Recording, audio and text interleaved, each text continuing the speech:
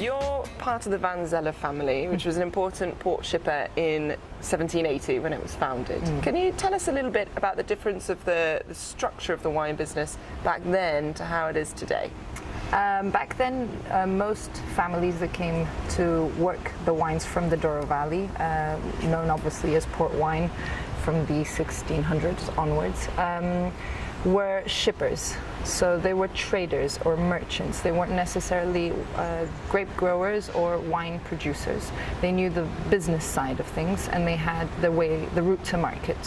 My family at the time owned, I think, around 20 different ships, so they controlled much more the logistics side, and wine was obviously exported in the actual barrels.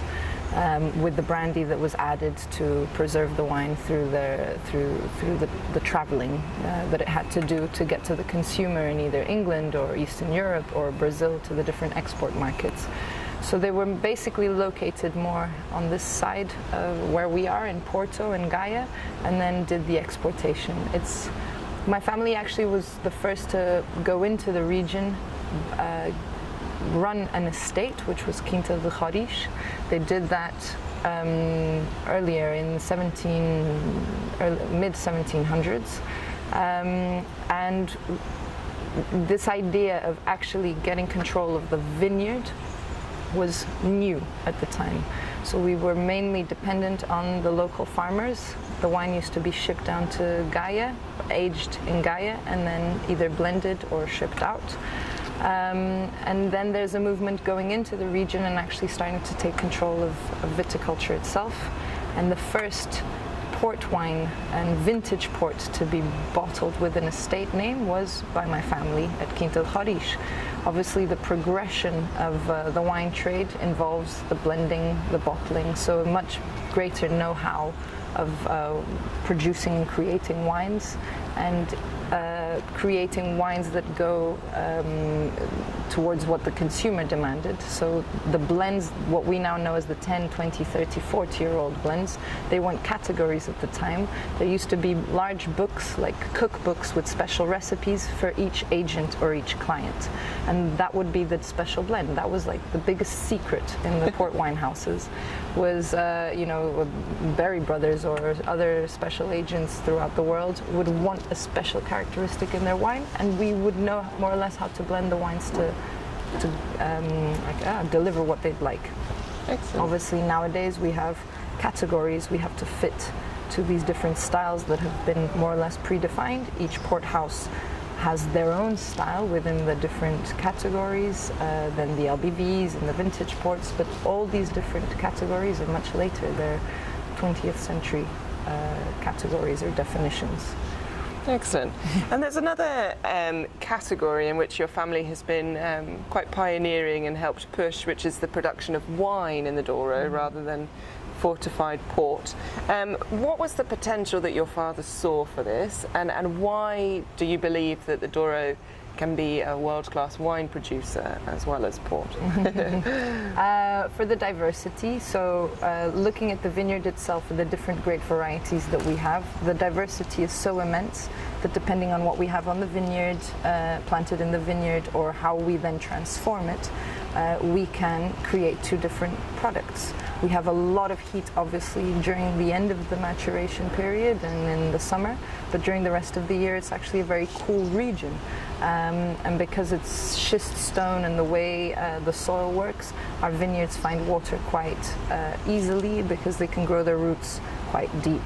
So we tend to be able to control water levels more or less, not have extreme heat stress in many years. We've actually had excess water in the last few years, but so I think it's the diversity that allows us to create two different products. And obviously technology, if you'd like, or temperature control has allowed us to have wines that ferment fully under the ideal conditions, even though us as producers at Quinta Vale Dona Maria, we still respect the old ways, the lagar fermentations. So we still use the old vineyards and all the different plantings. It's simply we started picking them slightly early, and then we allow fermentations to finish without adding the brandy.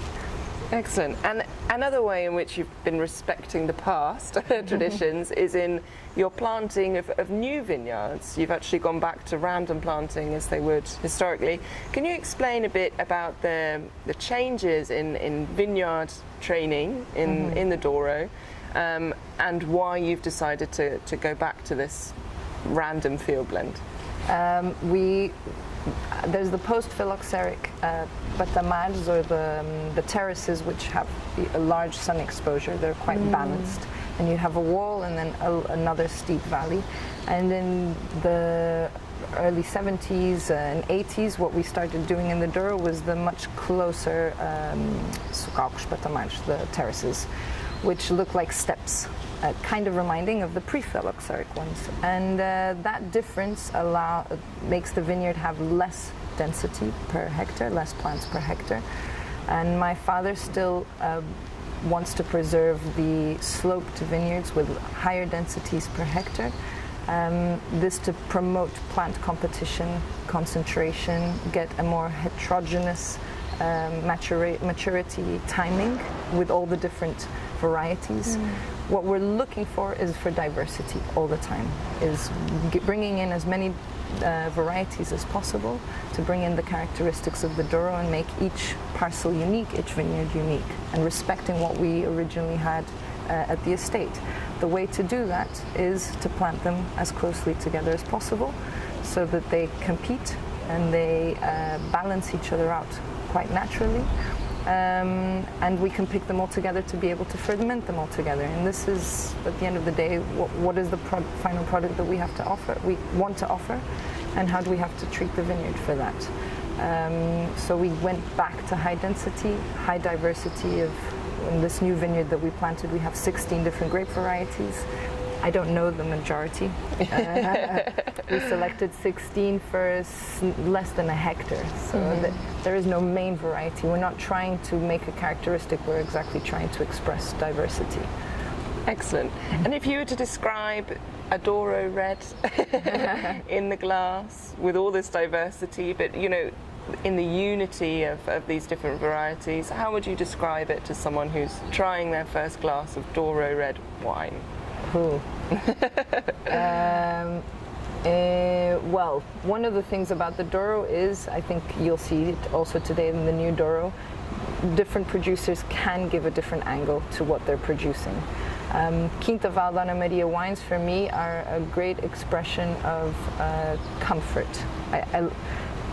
It's a wine that is very envelopes you in a different experience without them being heavy. I think that's the challenge in the Douro, is trying to get harmony within a blend and within a wine of both freshness and a lot of expression, so explosion of different fruits, of different flowers, etc. You really feel the Douro, and I think one of the things you have to do is go to the Douro to understand what we mean, the smell of the schist, the minerality that you get behind some of the wines, and all the different diversity, biodiversity.